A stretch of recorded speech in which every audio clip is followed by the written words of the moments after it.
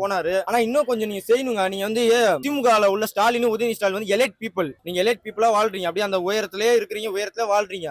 அடிமட்டத்துல என்ன நடக்குது உங்ககிட்ட வந்து சொல்றாங்களா என்னன்னு தெரியாது. உங்களால நேரடியா இங்க வந்து பார்க்க முடியாது. நீங்க அந்த கள ஆய்வு பண்ணி என்னப்பா உண்மையான உங்க கட்சிக்காரனை விடுங்க. அவங்க எப்பவுமே தலைவரே நம்மள தான் பத்தி தலைவரே 234 தொகுதியிலும் பேசுறாங்க அப்படின்னு சொல்லிட்டு உங்ககிட்ட சொல்லிட்டு உங்களை ஏமாத்திரான்னு நினைக்கிறேன். உதயநிதி ஸ்டாலின் ஏமாத்திடுறாங்க போல. அதாவது எப்படி இருக்குன்னா ஒரு ஒரு கொஞ்சம் ஒரு ஆட்களை செட் பண்ணி இந்த மாதிரி கீழ் மட்டத்துல என்ன நடக்குது, என்ன மக்களோட மனசு எப்படி இருக்கு, அங்க என்ன நடக்குது, என்ன பேசுறாங்க அப்படின்றத நீங்க கொஞ்சம் ஆய்வு பண்ணுங்க. அப்பதான் நீங்க அடுத்தோட ஜெயிக்க முடியும். நீங்க அப்படி இல்லைன்னு வச்சுக்கோங்களேன், ஜெயிக்க முடியாது. அடுத்த இந்த 75 ஒன்னும் இல்லாம போயிடும். நீங்க கொஞ்சம் இறங்கி வந்து மக்கள் மனசு என்ன இருக்குன்றத புரிஞ்சுக்கோங்க. நீங்க உங்க கட்சிக்காரன் சொல்ற நம்பாதீங்க.